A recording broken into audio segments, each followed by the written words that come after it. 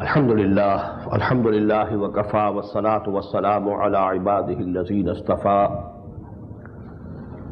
खुसूसन अला अफ़ज़लिहिम व ख़ातमिन नबिय्यीन मुहम्मदिनिल अमीन व अला आलिहि व सहबिहि अजमईन। अम्मा बाद फ़क़द क़ाल अल्लाहु तबारक व तआला कमा वरद फ़ी सूरतिल अन्कबूत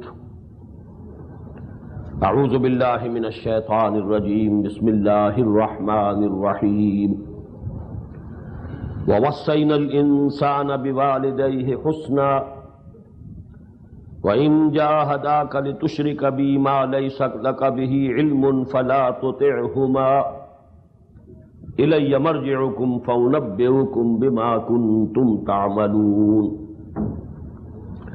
वल्लज़ीन आमनू व अमिलुस्सालिहाति लनुदखिलन्नहुम फिस्सालिहीन व मिनन्नासि मन यक़ूलु आमन्ना बिल्लाहि फ़इज़ा ऊज़िया फ़िल्लाहि जअल फ़ित्नतन्नासि कअज़ाबिल्लाह वलइन जाअ नस्रुम मिन रब्बिका लयक़ूलुन्ना इन्ना कुन्ना मअकुम अवलैसल्लाहु बिअअलम बिमा फ़ी सुदूरिल आलमीन वलयअलमन्नल्लाहु अल्लज़ीना आमनू वलयअलमन्नल मुनाफ़िक़ीन वक़ाल अल्लज़ीना कफ़रू लिल्लज़ीना आमनू इत्तबिऊ सबीलना वलनहमिल ख़तायाकुम वमा हुम बिहामिलीन मिन ख़तायाहुम मिन शैइन इन्नहुम लकाज़िबून वलयहमिलुन्न अस्क़ालहुम व अस्क़ालन मा अस्क़ालिहिम वलयुस्अलुन्न यौमल क़ियामति अम्मा कानू यफ्तरून वलक़द अर्सलना नूहन इला क़ौमिही फलबिसा फ़ीहिम अल्फ़ सनतिन इल्ला ख़म्सीना आमा फ़अख़ज़हुमुत तूफ़ानु वहुम ज़ालिमून फ़अंजयनाहु व अस्हाबस सफ़ीनति वजअलनाहा आयतन लिल आलमीन। सदक़ल्लाहुल अज़ीम। रब्बि इश्रह ली सदरी व यस्सिर ली अमरी वहलुल उक़दतम मिन लिसानी यफ़क़हू क़ौली। अल्लाहुम्मा रब्बना अल्हिमना रुश्दना व अइज़ना मिन शुरूरि अनफुसिना। अल्लाहुम्मा अरिनल हक़्क़ हक़्क़न वरज़ुक़ना इत्तिबाअह व अरिनल बातिला बातिलन वरज़ुक़ना इज्तिनाबह। अल्लाहुम्मा वफ़्फ़िक़ना लिमा तुहिब्बु व तर्दा। अल्लाहुम्मा वफ़्फ़िक़ना अन नुजाहिद फ़ी सबीलिका बिअम्वालिना व अनफुसिना। अल्लाहुम्मा अफ़्रिग़ अलैना सब्रन व सब्बित अक़दामना व तवफ़्फ़ना मुस्लिमीन। आमीन या रब्बल आलमीन। In the previous session, we have studied 7 ayat of the first section of Surah Al-Ankabut. One ayah consisted of huruf muqatta'at only. So actually 6 ayat. And you must have noted the beautiful division. First 2 ayat of sort of warning, sign of displeasure. Then 2 ayat encouragement, sort of reassurance. Then 1 ayah having a note of warning. And again 1 ayah that was a reassurance, encouragement. So these 2 things are going on side by side. Now, وَوَصَّيْنَا الْإِنسَانَ بِوَالِدَيْهِ, a special problem which the youth were facing at that time. There were many teenagers who accepted Islam. Now they were under the pressure from their parents that we have rights over you. How come you leave our religion and the religion of our ancestors? We have rights, we have brought you up. You are born of us. We have fed you, we have taken care of you up till now. So, with this appeal, they were forcing those teenagers to come back to the religion of their ancestors. And I was absolutely clear that those teenagers who accepted Islam at that age were of very good nature, the best of intentions. How could they ignore the rights of their parents over them? So there was a dilemma, what to do. On the one side, rights of Allah. On the other side, rights of parents. And I have told many a time, and we have seen in this very selected course of study, at least at 5 places in Qur'an, Allah subhanahu wa ta'ala mentions the rights of parents immediately after his own rights. وَقَضَى رَبُّكَ أَلَّا تَعْبُدُوا إِلَّا إِيَّاهُ وَبِالْوَالِدَيْنِ إِحْسَانًا. We studied in the second section of Surah Al-Luqman, Anishkur li waliwalidayk. Have gratitude for me. Be grateful to me and to your parents. Now when these two rights collided, what to do? This was a practical problem. And actually we have studied this problem once before in Surah Al-Luqman. The same ayah appears there in a rather extended form. وَوَصَّيْنَا الْإِنسَانَ بِوَالِدَيْهِ حَمَلَتْهُ أُمُّهُ وَهْنًا عَلَى وَهْنٍ وَفِصَالُهُ فِي عَامَيْنِ أَنِ اشْكُرْ لِي وَلِوَالِدَيْكَ وَإِلَيَّ الْمَصِيرُ وَإِنْ جَاهَدَاكَ عَلَى أَنْ تُشْرِكَ بِي مَا لَيْسَ لَكَ بِهِ عِلْمٌ فَلَا تُطِعْهُمَا وَصَاحِبْهُمَا فِي الدُّنْيَا مَعْرُوفًا وَاتَّبِعْ سَبِيلَ مَنْ أَنَابَ إِلَيَّ ثُمَّ إِلَيَّ مَرْجِعُكُمْ فَأُنَبِّئُكُمْ بِمَا كُنْتُمْ تَعْمَلُونَ. It appears that Surah Al-Luqman was revealed before this surah, because there the subject has been discussed in detail. Here it is included again. Why? Because you know the context. It was also sort of persecution. The most important example is of Sa'd ibn Abi Waqqas radiyallahu ta'ala anhu, one of the topmost 10 Sahaba, 10 companions, Ashar al-Mubashshara radiyallahu ta'ala anhu. He was a teenager when he accepted Islam. His father had died long before.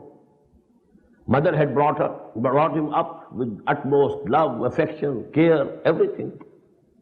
Now that mother declared, I will not eat anything, I will not drink anything, I will commit suicide if Saad doesn't come back to the religion of his father and ancestors.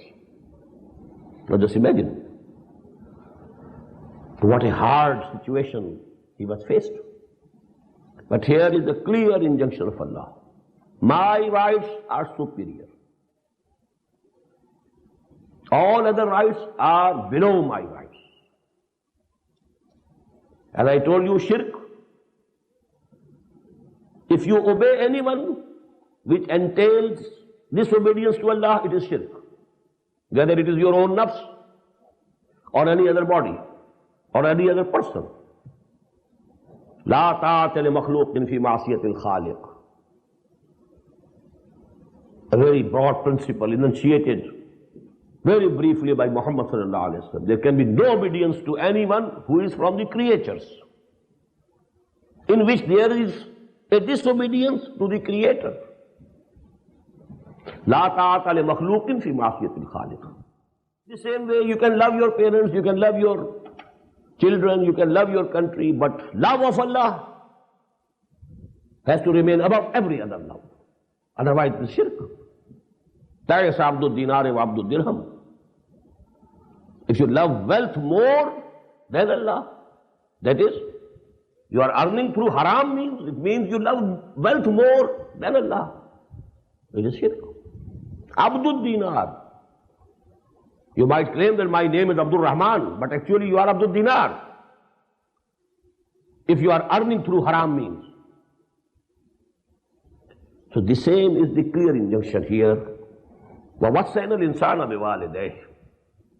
We did enjoin upon man to be good or to do good to his parents. This is nature, human nature. And Allah subhanahu wa ta'ala is attributing it to himself. We have done it. We have made your nature. And that in that nature we have put it. That one should do good to his parents. وَإِن جَاهَدَاكَ لِتُشْرِكَ بِمَا لَيْسَ لَكَ بِهِ عِلْمٌ. But if they wage jihad against you, note here, this jihad, which we think is only for Muslims or Mu'mins, it is for mushriks also. Whosoever is striving for any cause, he is a mujahid for that cause. Muhammad and his companions, sallallahu alayhi wa sallam wa radiyallahu ta'ala anhum, they were waging jihad for the cause of Tawheed. And the mushrikeen, Abu Jahl and so on, they were waging jihad for the sake of shirk, for the cause of shirk.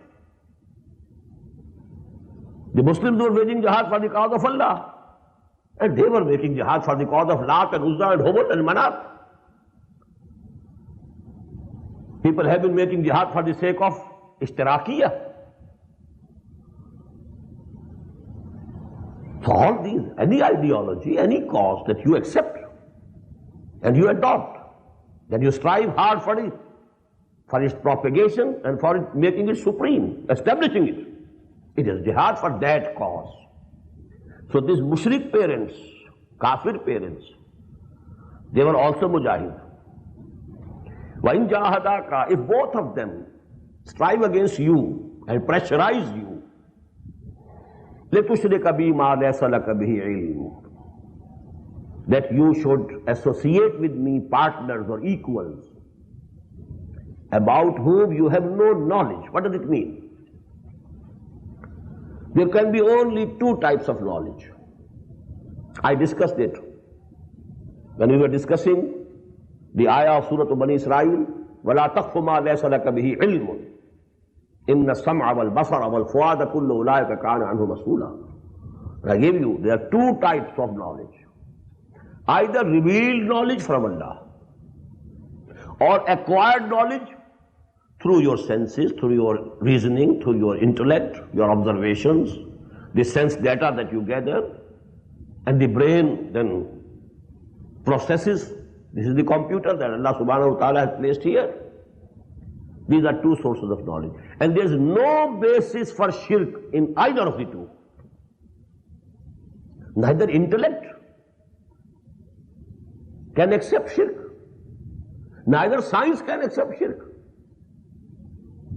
Science is proceeding day by day towards total tawheed.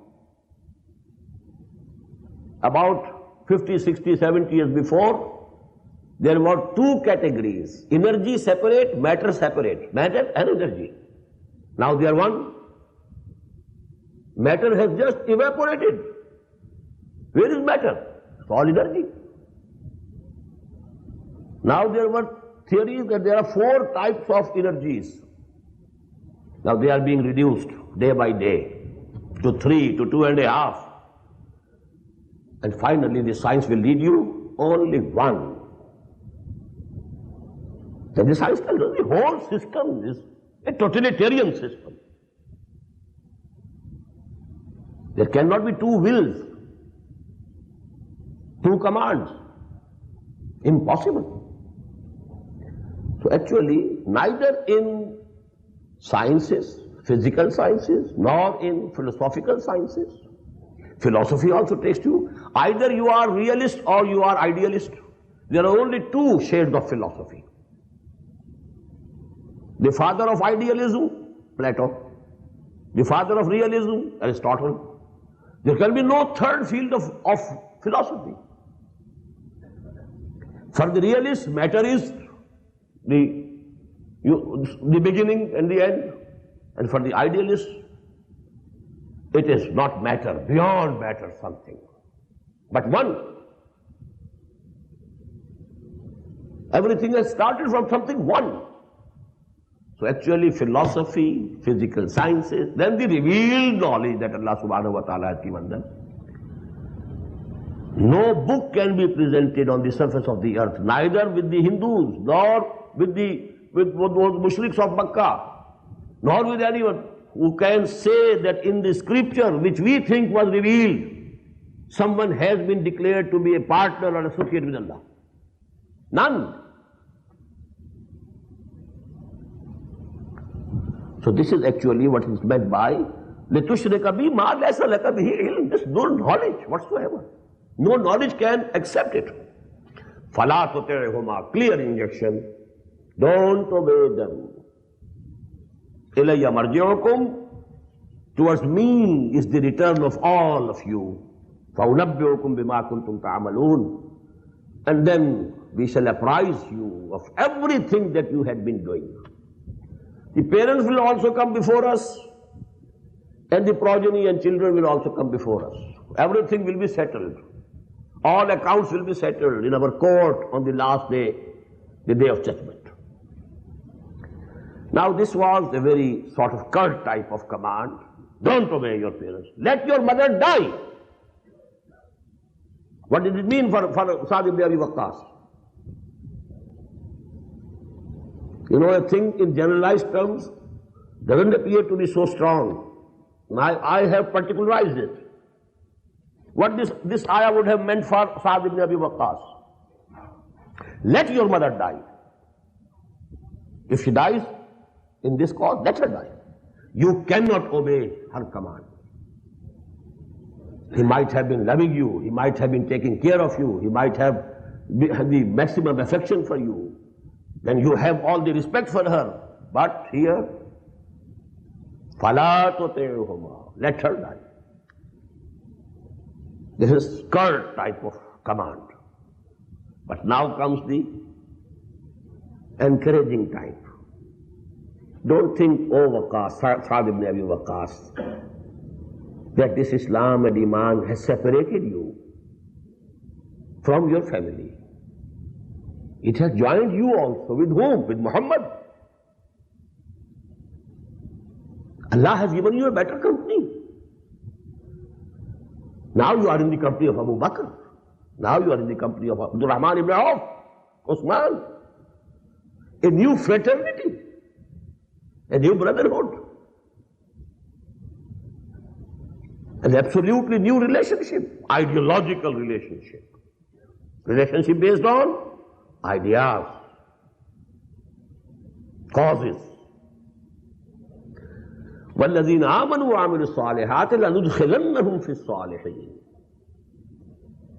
And for those who have come to believe and they are fulfilling the practical demands of Iman, عَمِلُوا الصَّالِحَاتِ, I mentioned before, described before what does it mean.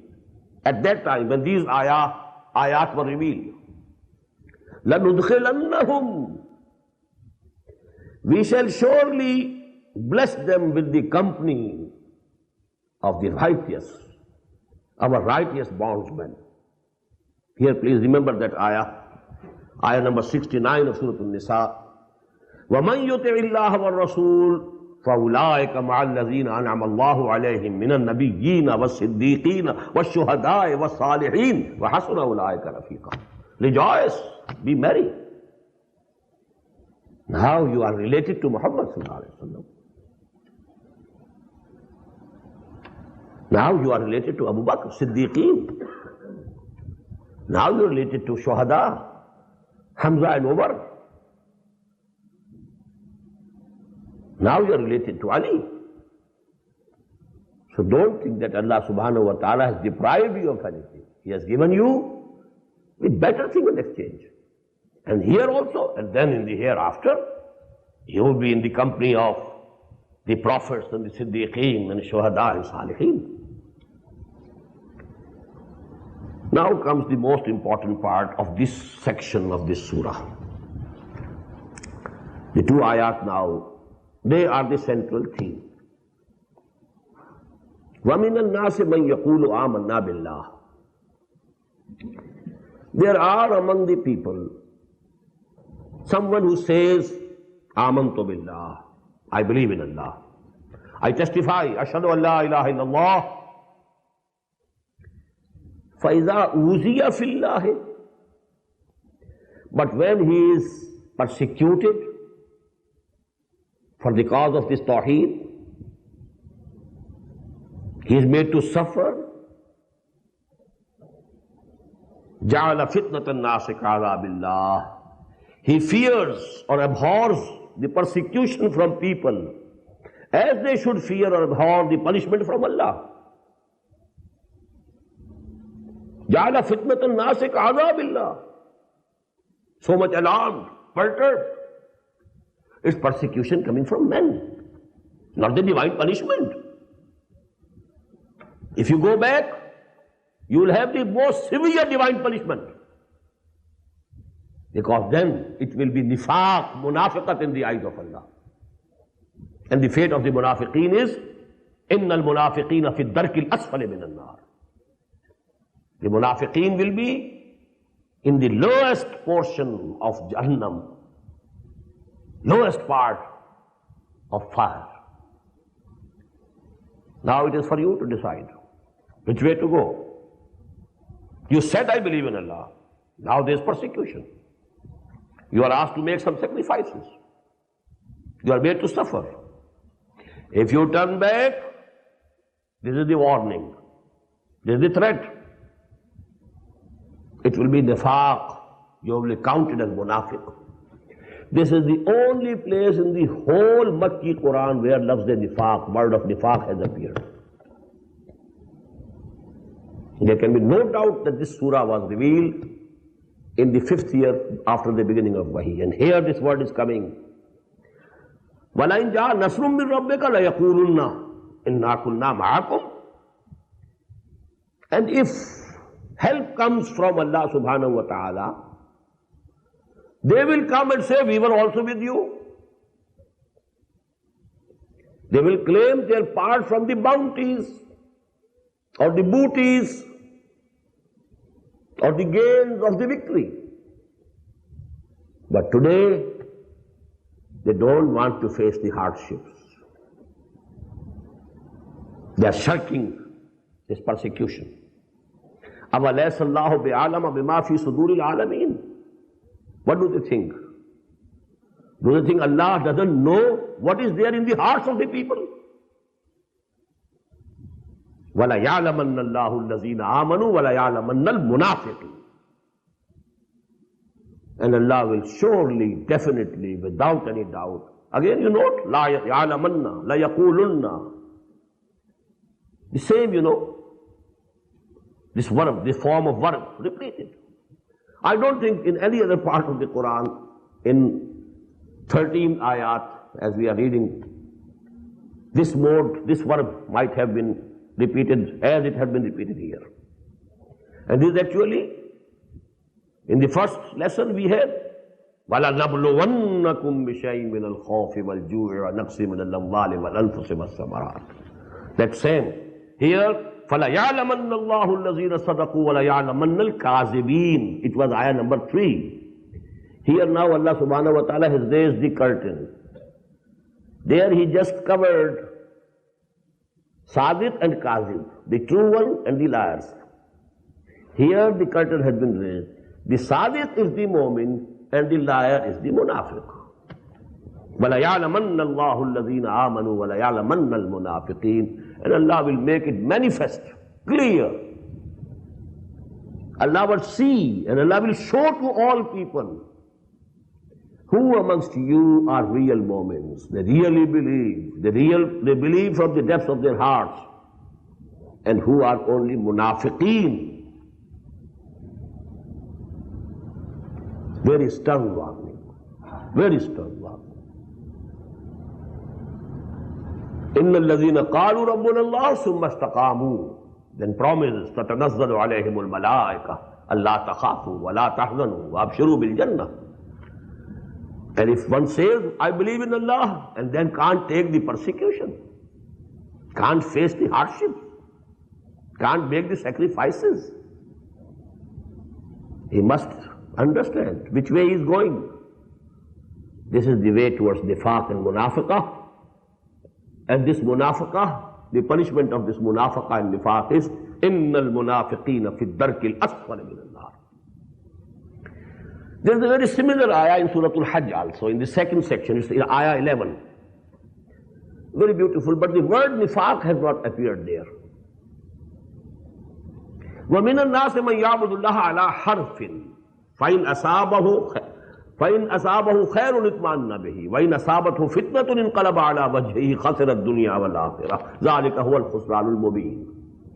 There are some people who want to obey Allah and worship Allah, but remaining at the sides only. They don't want to plunge into the main current, lest they should drown near the coast.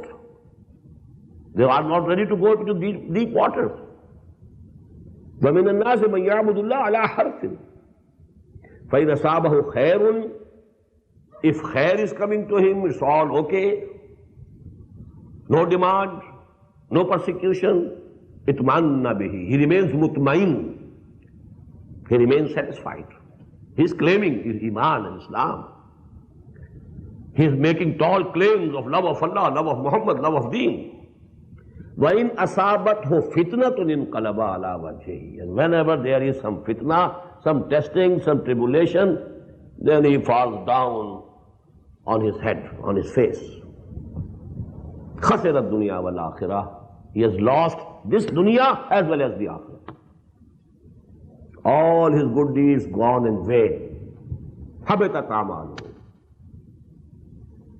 Howsoever big be a sum may be, if it is multiplied zero, it becomes zero. This nifaq makes zero all the prayers that you have been saying, all the psalms that you have kept, all the hajj that you have performed, all the umrahs that you have performed, all multiplied by zero. If you take to this path, can there be a bigger threat than this? وَلَيَعْلَمَنَّ اللَّهُ الَّذِينَ آمَنُوا وَلَيَعْلَمَنَّ الْمُنَافِقِينَ. Now another practical problem. Again to the youth. First, youth, the parents. In addition to the parents, there are the elders, well-wishers. They don't criticize, they are not angry. They give advice, appear to be giving the best advice for their good, sincere advice. What has happened to you? You are destroying your career. You studied this and this and this, and now you are devoting all your time to this new type of activity.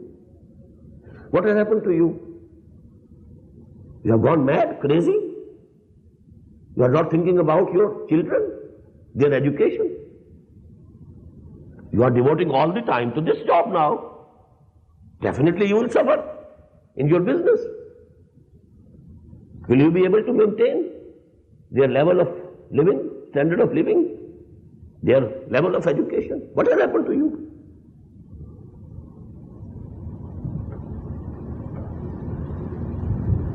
And these things are not as criticism. Elders, they have the right to advise.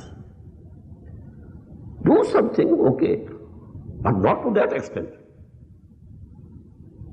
Must keep in mind your own future. Any bad time can come at any time. You must save something with you. You are spending everything. I told you Abu Quhafa what he said. Radiyallahu ta'ala anhu, he also has embraced Islam to Abu Bakr. What has happened to you, Abu Bakr? You have finished all your wealth and capital. If you know, it's reminding. If you don't know, please know. Twice it happened in the life of Abu Bakr. He became zero financially. His capital, working capital, when he embraced Islam was 40,000. But when he was going to Hijrah with the Prophet ﷺ, all that he had, he has taken with him. He didn't leave any penny for the whole family which was there in Makkah. Father was blind when he came. The daughters, granddaughters of Abu Quhafa, daughters of Abu Bakr, Hazrat Asma, Hazrat Aisha, radiyallahu ta'ala anhuma. The blind father came, grandfather. He has gone, yes. Has he left anything? Yes, grandfather. And they had some pebbles, and then they put them in some cloth, and then they touched the hands, yes, father, yes, grandfather, he has left. Nothing, not a single penny. And then, at the time of Tabuk, whatever he had presented. Now for worldly wise people, it's the biggest folly. So this is actually what to those youth. Because youth, they have careers before them. This education. Now you must pursue the career in the right earnest. What has happened to you? وَقَالَ الَّذِينَ كَفَرُوا لِلَّذِينَ آمَنُوا اتَّبِعُوا سَبِيلَنَا.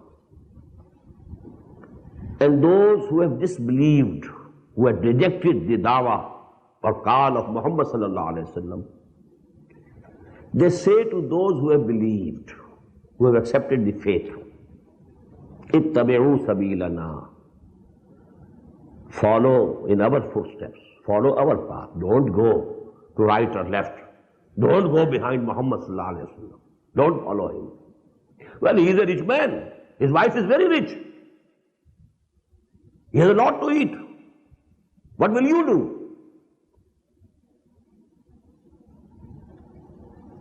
Come to your senses. Ittabi'u sabilana. You follow our path. Wal nahmil khatayakum. And if you think that this is a sin, you will be brought to the book on the day of judgment, well, we shall shoulder the responsibility. Your sins, we shall carry on our shoulders. We absolve you. Go ahead. We take upon ourselves. We shall answer on your behalf. We shall face the grand accountability of the day of judgment on your behalf. Don't fear. Now, can there be any sincerity more than this? We are ready to take the burden because you are accepting our advice. We shall shoulder the responsibility. Now just imagine for a moment, can these ayat be understood? If you don't know the background, what was going on in Makkah? What were the issues? What were the questions faced by the youth? The struggle between khair and shar, the good and evil, the tawheed and shirk. There was no war, there was no fighting. But the hardest test they were being put to. And they have real problems. And Qur'an is dealing with their real problems. وَقَالَ الَّذِينَ كَفَرُوا لِلَّذِينَ آمَنُوا اتَّبِعُوا سَبِيلَنَا وَلْنَحْمِلْ خَطَايَاكُمْ وَمَا هُمْ بِحَامِلِينَ مِنْ خَطَايَاهُمْ مِنْ شَيْءٍ. And beware, they are not going to take the burden of anybody else. Not to the least, min shay. وَمَا هُمْ بِحَامِلِينَ مِنْ خَطَايَاهُمْ مِنْ شَيْءٍ. Beware. If you take to their advice, it doesn't mean that they will be able to answer on your behalf. They will be able to absolve you of your responsibilities on the day of judgment. No. وَمَا هُمْ بِحَامِلِينَ مِنْ خَطَايَاهُمْ مِنْ شَيْءٍ إِنَّهُمْ لَكَاذِبُونَ. They are liars. They are telling a lie. Because they really don't believe in the day of judgment. They really don't believe in resurrection. So this is a very false argument. It's though they want to befool you. They are cheating you, they are deceiving you. وَمَا هُمْ بِحَامِلِينَ مِنْ خَطَايَاهُمْ مِنْ شَيْءٍ إِنَّهُم لَكَاذِبُونَ وَلَا يَحْمِلُنَّ أَثْقَالَهُمْ وَأَثْقَالًا مَعَ أَثْقَالِهِمْ. And they will surely, then again see, وَلَا يَحْمِلُنَّ, the same mode of verb.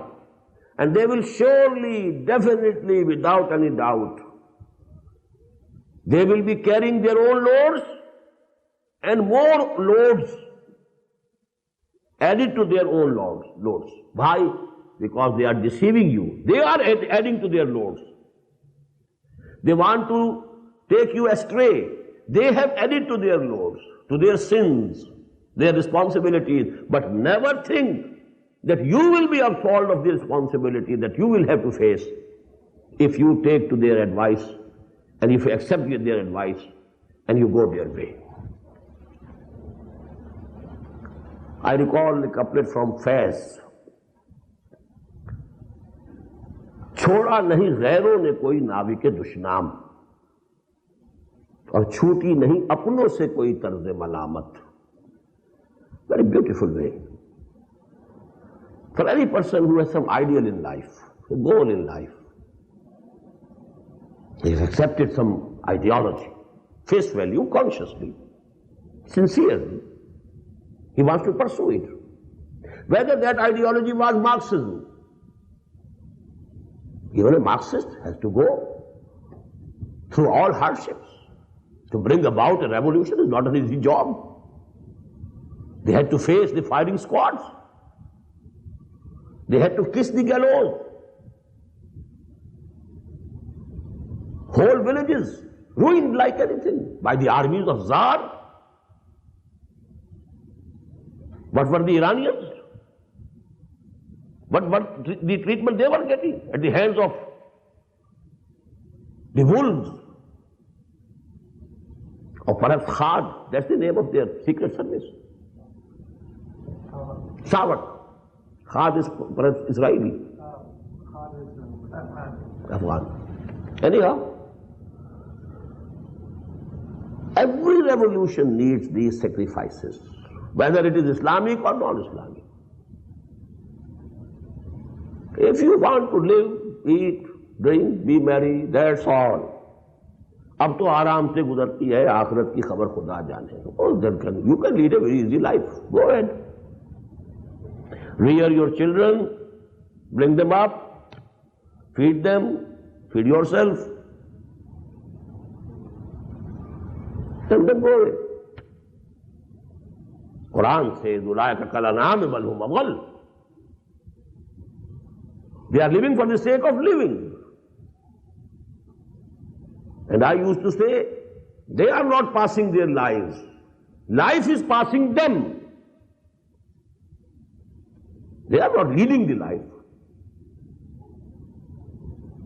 That is why, in Surah Al-Mulk, there is a very beautiful parable, simile. أَفَمَنْ يَمْشِي مُكِبًّا عَلَى وَجْهِهِ أَهْدَى أَمَّنْ يَمْشِي سَوِيًّا عَلَى صِرَاطٍ مُسْتَقِيمٍ. Imagine two persons. One is dragging himself face downwards, dragging on his stomach, on his abdomen. The other one is standing straight, having a goal before him and walking straight towards that goal. Who would be more guided? أَفَمَنْ يَمْشِي مُكِبًّا عَلَى وَجْهِهِ, living due to the animal instincts only, living for the sake of living. They are dragging themselves on their abdomens. The upper part of the abdomen is what you eat, the lower part is your sexual urge. These are the two main urges which make you live. Nothing else. You are dragging yourself on your abdomens. If you have a goal in life, an ideal, the highest ideal, love of Allah. Yasnabaka man dawara himmat mardana. We studied it in the last section of Surah Al-Hajj. Dhawfat talib wal matloob. If the matloob is supreme, your talib will also become, it will go and rise high. If the matloob is very low, the talib will also be very low. The higher the ideal, the higher the personality of that person who is pursuing that ideal. The lower the ideal, the lower the personality. ضعف الطالب والمطلوب. So it is here. وقال الذين كفروا للذين آمنوا اتبعوا سبيلنا ولنحمل خطاياكم وما هم بحاملين من خطاياهم من شيء إنهم لكاذبون ولا يسألون ولا يحملن أثقالهم وأثقالا مع أثقالهم وَلَا يُسْأَلُنَّ يَوْمَ الْقِيَامَةِ عَمَّا كَانُوا يَفْتَرُونَ. And they will certainly be asked on the day of judgment about the false concoctions which they were making. But we shall shoulder your burden. We shall take the responsibility. We shall answer on your behalf. This were all concoctions. Invented falsehood. And due to this invention of falsehood, concoction of false ideas, that they are adding to their own burdens, their own misdeeds, their own sins, and added to it is their attempt to let these youth also towards the wrong path. So they are adding to their burden, but you will not be saved of your burden. Actually, these 13 ayat, as I told you, on this subject, are the most important, most compact part of the Qur'an. Now I have added 2 ayat only to it, 14 and 15. I want to give you an idea. This Surah Al-Mubarakah consists of 7 sections. First one is this, which has ended with Amma Kanu Yaftarun. After this, 3 sections are devoted to the history of messengers of Allah subhanahu wa ta'ala, to show to the Muslims what happened to Nuh and his men, what happened to Ibrahim and Lut, and so on. History of the messengers of Allah, which you know constitutes a very considerable chunk of the Makki surahs. Surah Al-Araf, Surah Al-Shu'ara, Surah Yunus, Surah Hud, going on, repeated. Surah Al-Mu'minun, even the smaller Makki surahs. So here I have included only one, and that is the first Rasul of Allah, first messenger of Allah, that is Hazrat Nuh alayhi salatu wasalam. Please note it. Hazrat Adam was Nabi but not Rasul.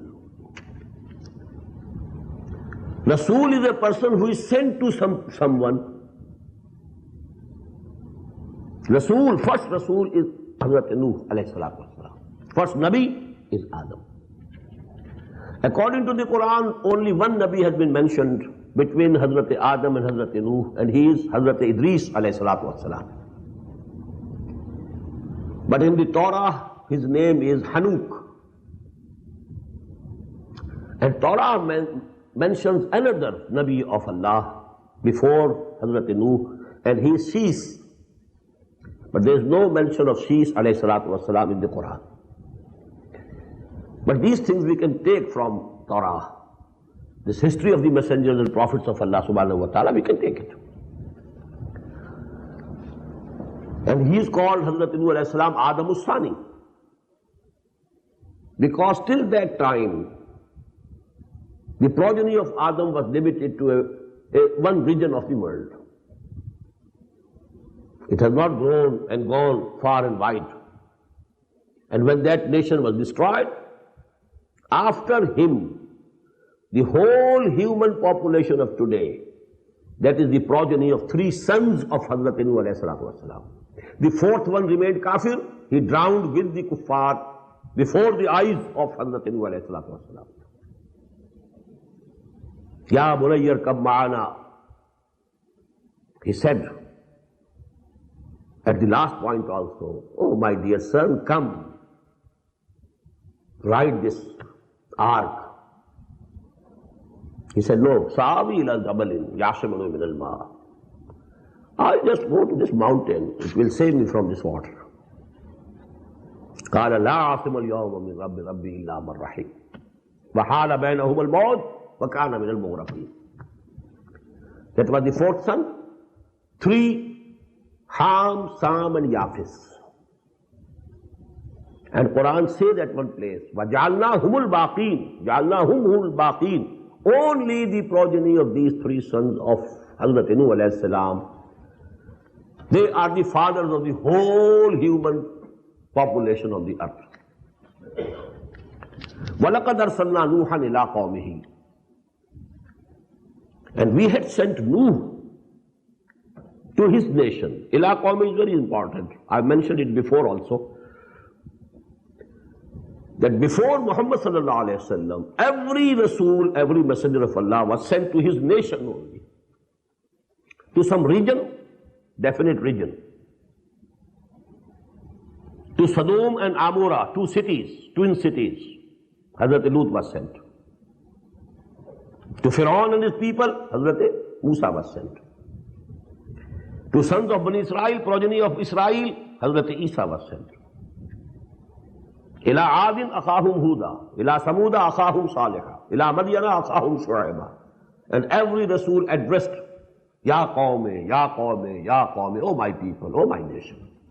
Save one, and that is Muhammad sallallahu alaihi wasallam. Ya ayyuhan nas, inni Rasulullah ilaykum jami'a. Just yesterday we read these ayat. وَمَا أَرْسَلْنَاكَ إِلَّا كَافَّةً لِلنَّاسِ بَشِيرًا وَنَذِيرًا. We have not sent you, O Muhammad sallallahu alaihi wasallam, but for the whole of humanity, all mankind. وَلَقَدْ أَرْسَلْنَا نُوحًا إِلَىٰ قَوْمِهِ فَلَبِثَ فِيهِمْ أَلْفَ سَنَةٍ إِلَّا 50 عَامًا. He remained with them for 1,000 years, except 50. 950 years. فَأَخَذَهُمُ الطُّوفَانُ. Now this fa actually, it is usually for ta'qib, for something which happens afterwards. So by that, the Mufassirin have inferred that 950 years were the period of his dawah, his call, before the flood, before the deluge, before that punishment, before that azab. But Torah gives a different story. After 650 years of his dawah, this deluge or flood came, and after that he remained for 300 years more in this world with his progeny, which was spreading now. Now I cannot decide between the two, because fa is not always for taqib. Fa sometimes is only equal to wa, which is ataf. But sometimes it is for taqib, sequence, timely sequence. Summa is definitely for taqib. When summa comes, it is definitely after, it's a timely sequence. But fa has both the aspects, either simple ataf or it is for taqib also. So if it is for taqib, then 950 years are before the deluge or the flood. If it is not, it is only wa, then actually maybe that what Torah says is correct. We can't decide. فَأَخَذَهُمُ الطُّوفَانُ وَهُمْ ظَالِمُونَ. They were taken over by the deluge, the flood, and they were the evil doers. They were the unjust ones. فَأَنْجَيْنَاهُ وَأَصْحَابَ السَّفِينَةِ. Now again, fa is for taqib here. After the flood, we saved him and the people who were there with him in the ark. And it seems that only the 3 sons and their wives, a few people more, maybe they were the servants, the lower strata of the society, because in those days, tribal systems, so it might have happened that their progeny didn't, continue. But it seems definite from some places of the Qur'an that after Nuh, all human beings are the progeny of the 3 sons of Hazrat Nuh alayhi salatu wasalam. Wallahu alam. فَأَنْجَيْنَاهُ وَأَصْحَابَ السَّفِينَةِ. We saved him and those who were there in the ark. وَجَعَلْنَاهَا آيَةً لِلْعَالَمِينَ. And we made it a sign, a symbol for all of the world, for all the nations of the world. Now what this ha means here, what's the marja of this pronoun or zamir? There are 2 opinions. جَعَلْنَاهَا سَفِينَةً. That ark of Noah, and I believe in it, will come in the light someday. and it will prove what Qur'an said was correct.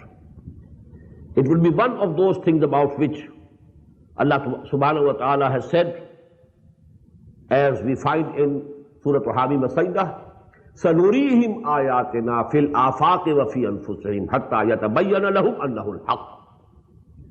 We shall go on showing to them our signs and symbols in the afaq, in this universe, as well as in their own selves, within their own bodies, which will prove to them that Qur'an is haqq. As you know, the science is progressing towards that. What Qur'an has been saying, everything is coming to be true. Whatever has not been proved, it will be proved, inshallah. And I feel it is for Safina. But some people interpret it, Ha is for the Waqia, total happening. To this it is referring, that this happening we made a sign for the whole of the mankind.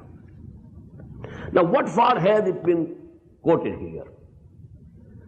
That is to show not only to Muhammad sallallahu alaihi wasallam, but also to his followers, the believers at Makkah. Number one, O Muhammad sallallahu alaihi wasallam, I'm not quoting now ayah, Al-Ahqaf, ayah number 35. وَاصْبِرْ كَمَا صَبَرَ أُولُو الْعَزْمِ مِنَ الرُّسُلِ. Have patience. Show forbearance. Show steadfastness. Just as our Ulul Azm messengers, the great messengers that we have been sending, who had high will, strong characters, just as they showed forbearance, fortitude, 900 years.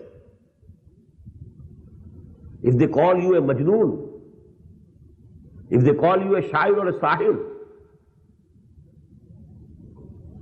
if they call you a cheat, Sahirun Kazzab, it's nothing. What did they say to Nuh? He's gone mad. He's manufacturing this ark. Now he will, have this boat floating on this ark. No sea here, no water here. So you have to listen. فَاصْبِرْ عَلَى مَا يَقُولُونَ وَاهْجُرْهُمْ هَجْرًا جَمِيلًا. And just imagine, for those who have believed in Muhammad sallallahu alaihi wasallam, final victory will be yours. كَتَبَ اللَّهُ لَأَغْلِبَنَّ أَنَا وَرُسُلِي. Allah has decided it forever that He and His messengers will succeed and triumph. This is the period of tribulations, trials, testings. You have to face them. You have to go through them. There is a wisdom behind them that we shall discuss, inshallah, if it becomes possible in another lesson. But actually I can't go into that detail. What's the wisdom behind it? It is this persecution. Allah Ta'ala is allowing these people to persecute you. There is a wisdom behind it.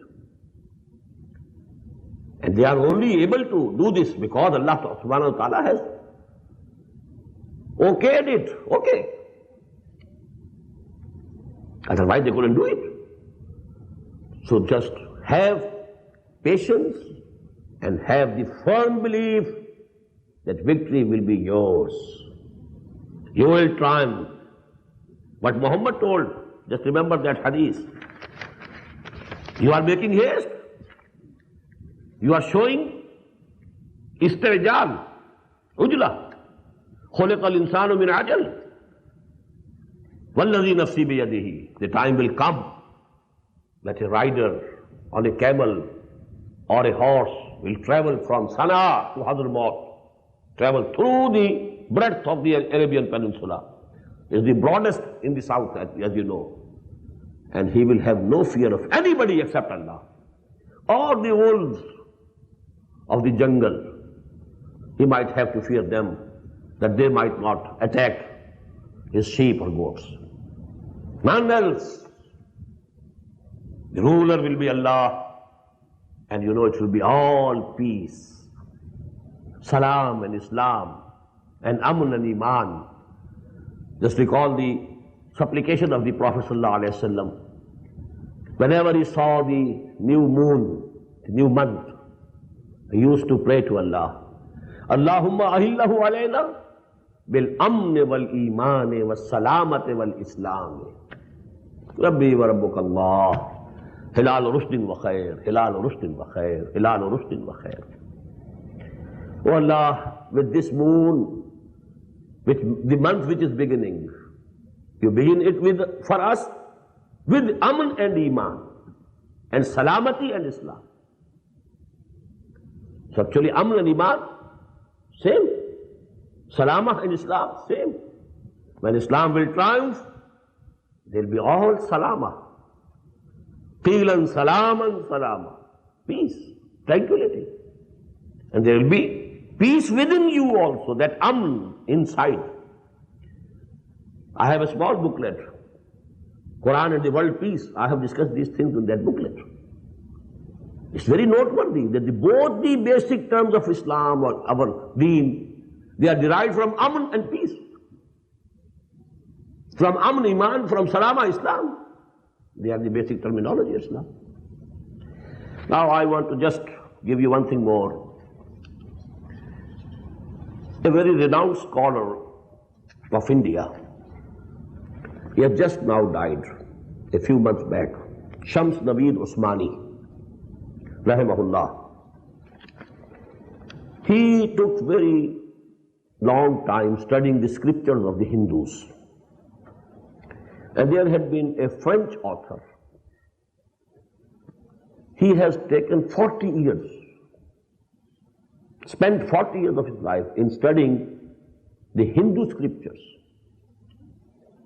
And he has come to the conclusion that Nuh alayhi salatu wassalam is the person whom they call Manu.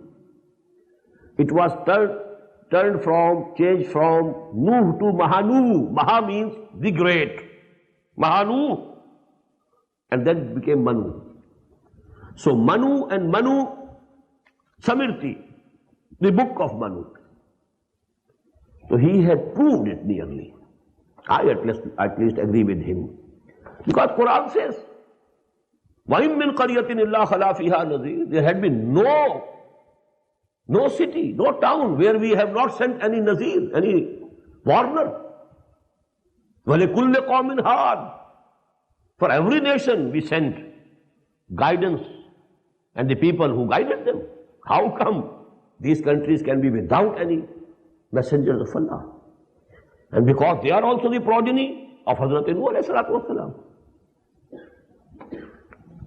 So there is this tradition that some of them reached there in a boat and then they started this. They believe, that actually the whole extension of human population started from there. Ayodhya, they say Ayodhya means a city where there can be no war, haram. Yudh they call war. Ayudh, there can be no war, peace, aman. So these are very revealing things in that book. The name doesn't sound very well. Abhi na jage to, that is the title of the book. It is published in India in Rampur. He lived in Rampur, died there. And when I consulted, our experts, our scholars who have studied these nations and the progeny of the three sons of Nuh, they also say the Ham, the third son, Sam, Ham and Japheth. Sam is the grandfather of Semitic nations. Ham is the father of As-Sindhu wal-Hindu wal-Qibtu wal-Sudan. This Egypt, Sudan and Sindh and Hind. And historically the link was Yemen in between these two. And this is the region where the progeny of Ham settled and lived and prospered. Maybe Allah subhanahu wa ta'ala gives, this nation, this progeny of Ham, guidance for the future. And because on Sunday I'm going to speak on this subject, Islam and the Indian subcontinent, so I've mentioned this also regarding Hazrat Nuh alayhi salatu wassalam. أقول قولي هذا واستغفر الله لي ولكم ولسائر المسلمين والمسلمات.